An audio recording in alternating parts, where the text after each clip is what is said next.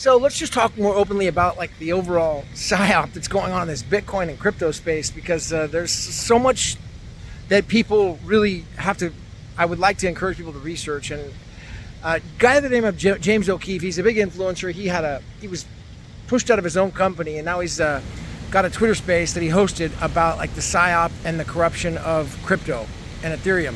This is something that, we've known for a long time, okay? And it's not known enough by people, and I haven't really talked about it enough on really what's going on. And I feel bad because people get wrapped up in this idea of crypto or price go up stuff, and it's out of greed. I've been there. My own story was I got into this stuff a long time ago, right? And when I did, it's like all price go up, doing the ICOs of the Ethereums. I was buying the ICOs. It was the first big one was Tezos, the Ethereum ICOs. Yeah, price go up. You could do well and lose a lot.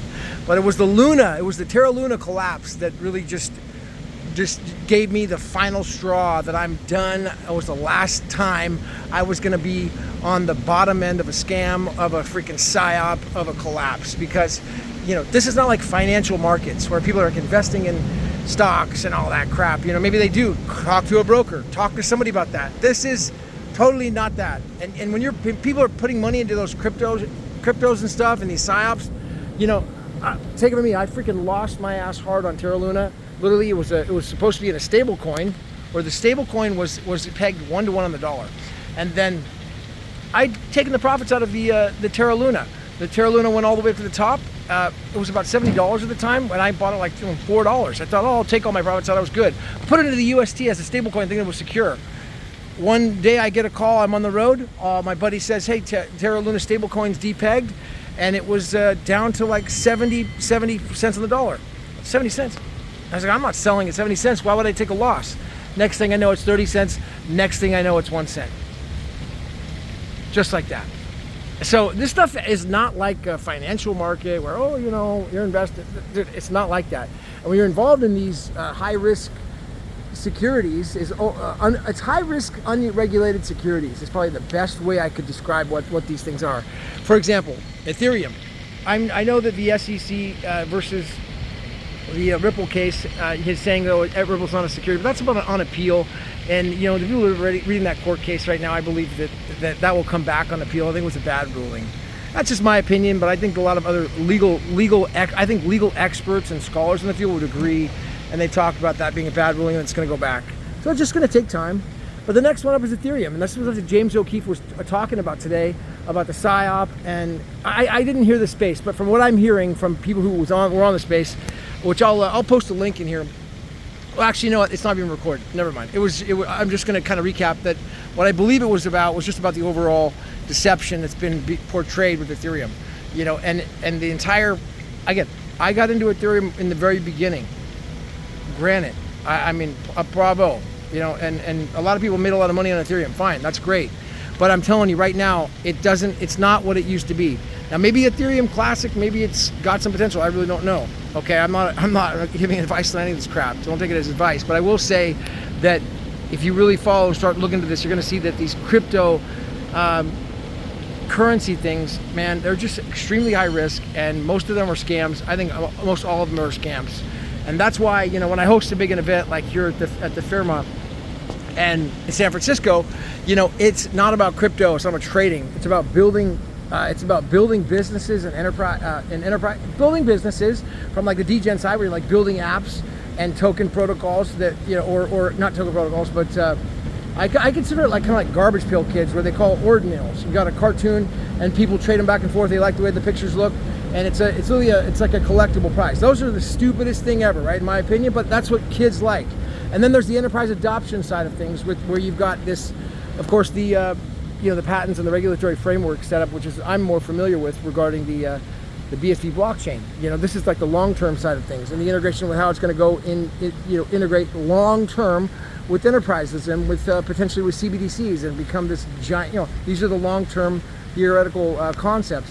But on an everyday basis, it's like these are just real things that are happening that people are not aware of, and I just play the warning to just be mindful, because this, there's a Twitter, I will share a Twitter video in this link. It was by Bitfreedom. I don't know who the guy is, but I know he's watched my stuff before and done some shout outs to me. So whoever he is, in best regards, be happy to talk more. But he has a video that he did about what's going on with the original Bitcoin protocol. And I hate using the word BSV because I think it's BS and it's going to go away. But I'm talking about the original protocol, and where it is, and like the liquidity supply of it. Okay, and basically it's, I think it was like, I don't know if it's I have to check, but it was like $7 million in liquidity, meaning that was all there is in all the exchanges. 7 million, what is it, $100? So I mean, it's not very much. Okay, I mean, that's not very much liquidity. $7 million?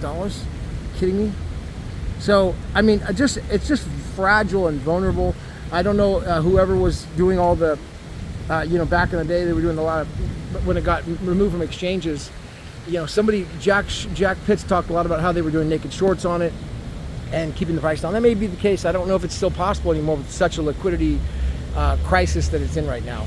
So it's something to be mindful of. I'll put a link to a video on his recap on the Bitfreedom Twitter. You can watch a little 3-minute video that he did. It's really good with the Paul Van Dyke soundtrack on it. And it's my opinion that there is even more psyop going on with this court case. And I don't want people to get distracted by the court case. I've reported on the heck of it. I think there is a lot of distractions by it, and I'm probably guilty of pushing distractions on it, while it was more Craig's business anyways, but it's definitely entertaining. It's fun to be a part of and see how it plays out. If you like courtroom drama, Perry Mason stuff, hey, it's fun for that. I absolutely love it. But at the same time, it shouldn't be a distraction from a way of like building adoption and building businesses on chain. And that's really what Hodlocker's doing. Ordinals, these protocols, Scrypt, what this hackathon was all about. And I want to spend more time on talking about like the actual adoption for like a regular guy. If you're a guy who's maybe you're 18 years old, 19 years old, you're watching a video like this and you're like, well, how do I benefit from this? How do I benefit from this? Well, you're benefiting because you are finding out about this before anybody else.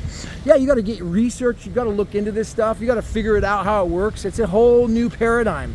There's no silver bullet to be like, oh, just turn the thing on, I'm rich. No, you have to learn how it works. If you're going to be a coder, a developer, if you're going to be an influencer, if you're going to be coming up with an idea, that you're going to build some sort of business on chain. But these things are all possible, and it's this whole new economy that operate without a business. I'm going to give you an example. A guy called Jack Liu, which I'm going to do a talk with it's in the future. He was at this event, and what he did was he offered a bounty as opposed to hiring a company.